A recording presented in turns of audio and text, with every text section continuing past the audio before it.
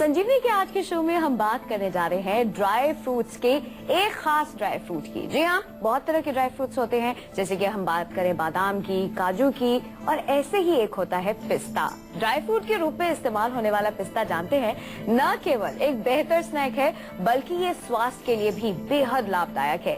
एक ताजा अध्ययन की अगर हम बात करें तो उसके अनुसार ऐसा बताया गया है कि इसका नियमित सेवन शरीर में कार्बोहाइड्रेट की मात्रा को नियमित करके ब्लड में जो शुगर का लेवल होता है उसे घटाता है। तो आइए डॉक्टर चौहान से जानते हैं आखिरकार क्या है पिस्ता के फायदे। चलिए सबसे पहले डॉक्टर साहब से यही जानते हैं कि आखिरकार पिस्ता में ऐसा क्या होता है कि इसे गुड़ों की खान माना जाता है, या फिर एक तरह से देखा जाए इसे स्वास्थ्य के लिए फायदेमंद माना जाता है। डॉक्टर साहब, ऐसे कौन से गुण हैं इसके, ऐसी कौन सी चीजें इसमें होती हैं? देखिए, पिस्ता जो है डेफिनेटली बहुत ज्यादा हम कहें तो शक्तिवर्धक है हमारे शरीर के लिए, बलवर्धक जिसको आयुर्वेद में कहते हैं, ओजवर्धक भी है, धातुओं को भी बढ़ाता है। इसके अतिरिक्त हमारी आंखों के लिए बहुत अच्छा है, आंखों की दृष्टि बढ़ाने के लिए, आंखों की रोशनी बढ़ाने के लिए। आयुर्वेद की भाषा में कहें तो मेद्य रसायन इसको कहा गया। मेद्य यानी कि जो हमारी मेधा शक्ति को बढ़ाता है, हमारी मेमोरी पावर को, हमारी जो ब्रेन की फैकल्टीज को नरिश करता है, नर्वस सिस्टम को नरिश करता है। इसके अतिरिक्त थोड़ा विरेचक भी है, यानी कि मोशन को भी क्लियर करता है, पेट को साफ करता है। और इसके अलावा पिस्ते को खाने के अलावा पिस्ते का जो तेल है, तेल भी इसका प्रयोग किया जाता है। इसको सिर में मालिश इत्यादि के लिए प्रयोग करते हैं, नाक में डालने के लिए प्रयोग करते हैं, जिससे कि हमारा पूरा ब्रेन, हमारा मस्तिष्क और नर्वस सिस्टम बहुत अच्छी तरह से नरिश होते हैं। अच्छा एक ड्राई फ्रूट है, महंगा जरूर है थोड़ा, लेकिन अगर आप अफोर्ड कर सकते हैं तो इसका सेवन करिए। और क्या क्या फायदे आपको इससे होंगे वो भी थोड़ा सा और डिटेल में बताएंगे, किस किस रोग में ये फायदा करता है उसके बारे में भी जिक्र करेंगे। फिलहाल एक दर्शक जुड़ गए हैं अमृतसर से। मोहन जी, स्वागत है आपका, अपना सवाल करें। नमस्कार डॉक्टर साहब। नमस्कार जी। डॉक्टर साहब, मेरे ना बहुत ज्यादा एसिडिटी की प्रॉब्लम है 6 महीने से। एसिडिटी की? हाँ जी। अच्छा, तो अभी कोई दवाई लेते हैं उसके लिए? नहीं, एलोपैथिक दवाई ली थी, फिर उससे ठीक हो गया था, फिर दवाई छोड़ दी थी, फिर दोबारा से होने लगा। खाने के बाद खट्टा सा होता है। देखिए, दवाई आपने ली, उससे ठीक हुए, लेकिन दवाई छोड़ने पर दोबारा हो गया। इसका मतलब ये है कि कहीं ना कहीं जो आपका भोजन है, आपका लाइफस्टाइल है, कारण वहाँ पर छुपा हुआ है आपका। दवाई जब आपने ली तो उसको न्यूट्रलाइज किया एसिड को, उसने एंटासिड इसमें दिया करते हैं ज्यादातर डॉक्टर लोग, लेकिन जो आपका रूट कॉज है वो जरा समझ लीजिए। जो भी कोई भोजन आपका होगा जो एसिडिक फूड होगा, जिसके अंदर तेजाबियत की क्वांटिटी ज्यादा होगी, चाहे वो खटाई हो कोई, चाहे वो मिर्च मसालेदार कोई चीज हो, चाहे वो कोई चाय, कॉफी, नॉनवेज ये चीजें हो, इनमें भी एसिड काफी मात्रा में होता है। तो ऐसी चीजों को थोड़ा सा ध्यान से आप खाइए। और मैं तो कहूंगा कि 2-3 महीने बिल्कुल बंद कर दीजिए ऐसी चीजों को। कोशिश करिए ज्यादा से ज्यादा एल्कलाइन डाइट आप खाएं। और इसके अतिरिक्त बहुत अच्छा ये रहेगा कि कुछ आयुर्वेदिक जो चीजें हैं हम बताते हैं आपको, नुस्खे कई बार बताते हैं, उसमें से एक बहुत बढ़िया नुस्खा मैं आपको बताना चाहता हूँ। सौंफ, धनिया और आंवले का चूर्ण, सौंफ, धनिया और आंवले का चूर्ण, इसका चूर्ण मिक्सचर बना करके इसमें से 1-1 चम्मच आप भोजन के पश्चात लीजिए। लेकिन ध्यान रहे कि आपका पेट साफ रहना चाहिए।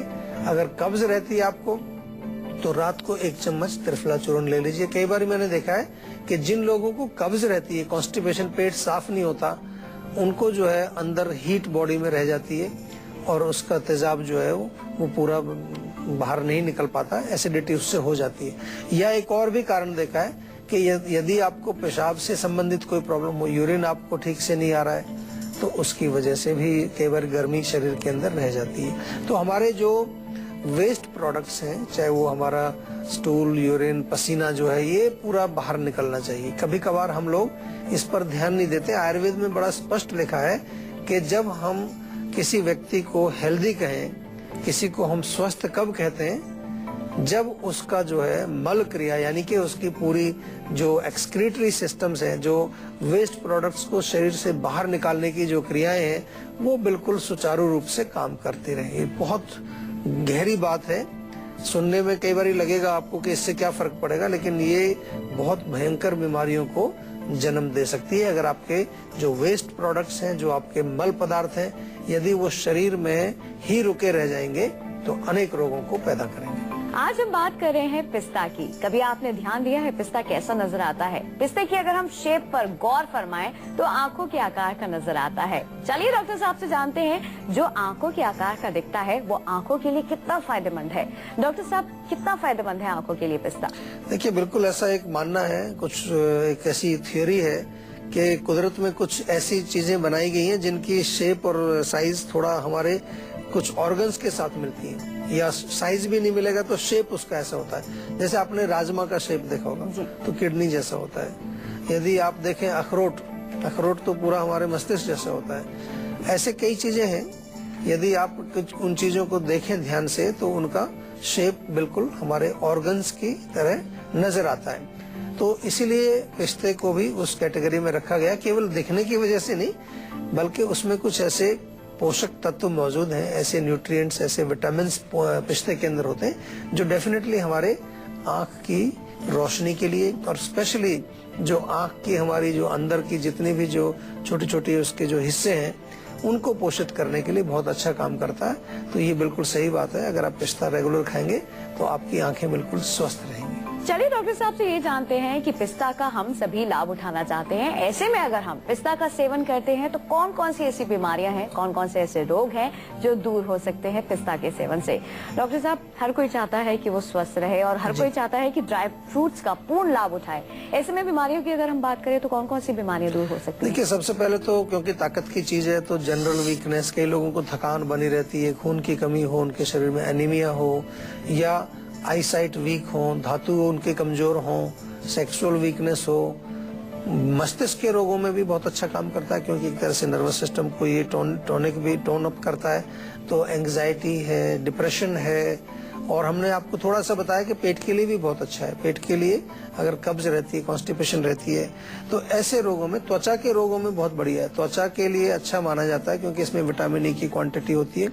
और डायबिटीज का भी जो है जिक्र आपने शुरू में किया था, डायबिटीज के पेशेंट भी इसको सेवन कर सकते हैं, डायबिटीज को ये ठीक करता है। कानपुर से जीतू जुड़ गए हैं, स्वागत है आपका, अपना सवाल करें। सर, मेरे हेयर प्रॉब्लम है। हेयर में क्या होता है भैया? सर, हेयर फॉल होते हैं। हेयर फॉल होता है? हाँ। देखिए, हेयर फॉल के लिए मैं आपको एक चीज बता दूं सबसे पहले कि हेयर फॉल किसी को भी हो तो उसको सबसे पहले जो है कुछ आंतरिक चिकित्सा करनी चाहिए, इंटरनल। आमतौर पर लोग क्या करते हैं, हेयर फॉल के लिए कोई तेल ले लिया। आजकल आयुर्वेदिक तेल भी बहुत चल रहे हैं कि भाई ये तेल लगा लो, इससे बाल लंबे हो जाएंगे, ये तेल लगाइए, इससे बाल आपके ठीक हो जाएंगे। तेल लगाइए। तेल तो ऐसे भी नॉर्मली भी लगाना चाहिए, जिसके बाल नहीं गिरते हैं उसको भी तेल लगाना चाहिए। लेकिन उसका रूट कॉज क्या है? क्या आपके जो हेयर फॉलिकल्स हैं, जहाँ पर जो आपके बालों का जो जड़ है, अंदर का जो उसका नीचे का हिस्सा है, क्या उसमें कोई इन्फेक्शन लगा है, वहाँ कोई डेंड्रफ है? अगर डेंड्रफ है तो उसका इलाज अलग तरीके से होगा। क्या आपके हेयर फॉलिकल्स में जो नेचुरल एक ऑयल होता है वो सूख गया है? अगर वो है तो उसका इलाज अलग होगा।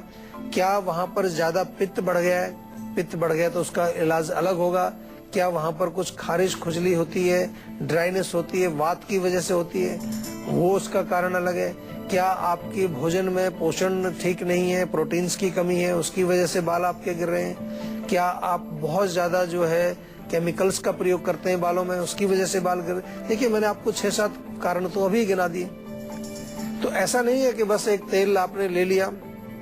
और आजकल थोड़ा आयुर्वेद का काफी प्रचलन है, तो आयुर्वेद का तेल भी बहुत सारे तेल हमारे यहाँ मिलते हैं। भृंगराज तेल एक बड़ा पॉपुलर है और आंवला तेल बड़ा पॉपुलर है, जो बालों के लिए अच्छा माना जाता है। इनका प्रयोग डेफिनेटली कर सकते हैं आप। लेकिन आपने स्वयं भी देखा होगा, बहुत सारे लोग हमारे पास आते हैं कि जी हमने ये तेल भी यूज कर लिया, वो तेल भी लगाया, फलाना ट्रीटमेंट भी किया, लेकिन हमारे बाल अभी भी गिर रहे हैं। क्यों गिर रहे हैं? क्योंकि रूट कॉज पर पहुंचे नहीं आप अभी तक आपने उसके मूल कारण को नहीं हटा। मूल कारण कोई भी, जो अभी मैंने 5-6 कारण बताए, इनमें से कोई एक कारण आपका हो सकता है। आजकल तो मानसिक तनाव से भी बाल गिर रहे हैं लोगों के, जो बहुत ज्यादा टेंशन है।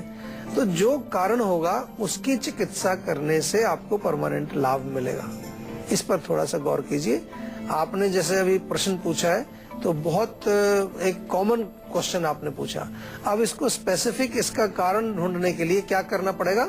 हमें आपसे थोड़ी और ज्यादा बात करनी पड़ेगी, आपसे थोड़ा सा डिटेल्ड कंसल्टेशन हमको करना पड़ेगा। उसके लिए आपसे निवेदन है कि इसी नंबर पर आप हमारा जो है हमारे डॉक्टर से थोड़ा विस्तार से कंसल्टेशन करें, ताकि कम से कम हम पहले ये पता लगाएं कि आपके हेयर फॉल का कारण क्या है। उसके पश्चात फिर उसकी चिकित्सा डेफिनेटली बड़ी आसान होती है, कोई मुश्किल काम नहीं है।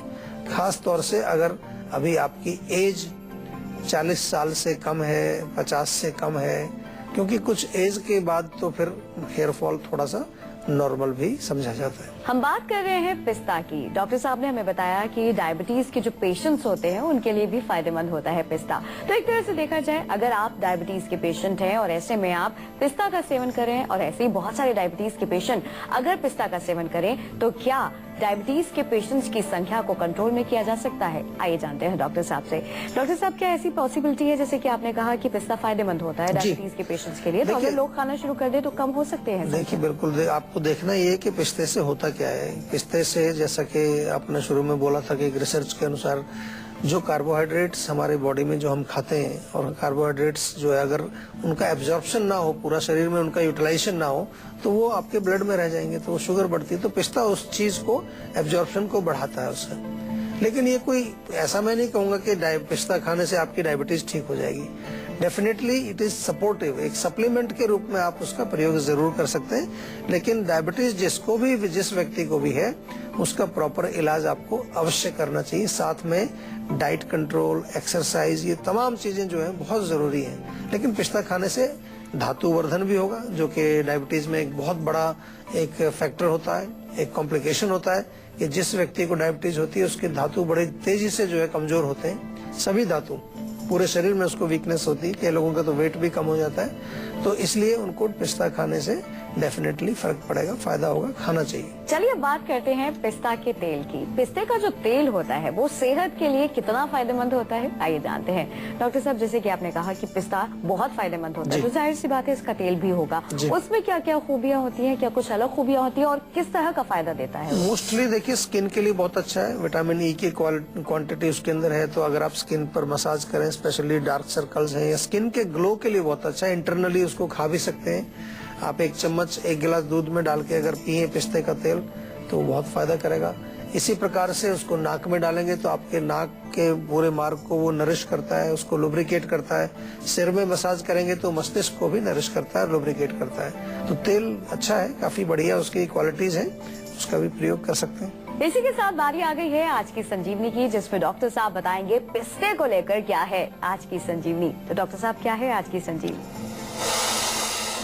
देखिए, पिस्ता बहुत सारे रोगों में हम यूज कर सकते हैं। कोलेस्ट्रॉल को भी कम करता है, और कोलेस्ट्रॉल को कम करके आपके हार्ट के लिए बहुत अच्छा है। इसी तरह से अगर आपको आंखों की कोई समस्या है, तो आंखों की समस्या के लिए, स्पेसिफिकली ओल्ड एज में मैक्यूलर डिजेनरेशन एक बीमारी हो जाती है, उसमें आप इसका प्रयोग करें तो उसको प्रिवेंशन का काम जरूर करता है, उसको रोकथाम का काम ये करता है। नर्वस सिस्टम को नरिश करता है, तो अगर एंजाइटी वगैरह है, डिप्रेशन है, कोई ऐसी तकलीफ है माइंड से रिलेटेड, उसको भी बहुत अच्छा ये पिस्ता ठीक करता है।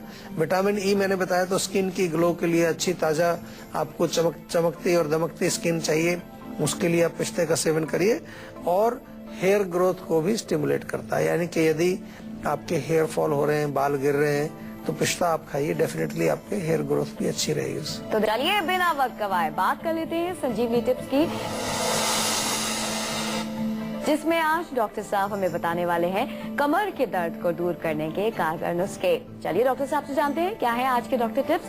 अगर आप भी अपनी मम्मी की सेहत को लेकर परेशान हैं, कमर दर्द, ढेर सारा काम करके परेशान हो जाती हैं, आए दिन आपने अपने घर में सुना होगा किसी न किसी चीज को लेकर, माँ की बात करें या पिता की बात करें या फिर खुद स्वयं आप ड्राइव करते हैं, कमर में दर्द होता है, तो कैसे आप इसे दूर कर सकते हैं, आइए जानते हैं। डॉक्टर साहब, कमर दर्द कॉमन बीमारी, बहुत कॉमन बीमारी है आजकल, तो जो है सभी को मैं देखता हूँ कि किसी न किसी समय कमर का दर्द होता ही रहता है। क्यों होता है? बैड पोस्चर है, लैक ऑफ फिजिकल एक्सरसाइज है, मसाज कोई करते नहीं, हम कभी बॉडी की स्ट्रेचिंग नहीं करते हैं, ये तमाम कारण है। तो सबसे पहले क्या करना है कि कमर में मालिश करना बहुत फायदेमंद होता है। मालिश के लिए एक तेल आप बना सकते हैं घर पर, उसमें आप लहसुन, अजवाइन और अदरक ताजा डाल करके तिल के तेल में वो पका लीजिए, बहुत फायदा इससे होगा। दूसरी चीज, अजवाइन जो है, आधा चम्मच अजवाइन थोड़ा सा भून लीजिए उसको तवे के ऊपर, वो सुबह और शाम इस प्रकार से आप खाएं उसको चबा करके, उससे भी आपको आराम मिलेगा। या सौंठ का चूर्ण आप आधा चम्मच सुबह शाम गुनगुने पानी से लें, उससे भी आपको बहुत फर्क पड़ेगा। दूध में हल्दी मिला करके पीने से भी फायदा होता है। और अगर सिकाई करनी है आपको कमर की तो एक अच्छा रहता है कि नमक को गर्म कर लीजिए और उसको एक कपड़े में बांध के पोटली बनाएं गरम गरम, और उस पोटली से आप सिकाई करें तो उससे फर्क पड़ेगा।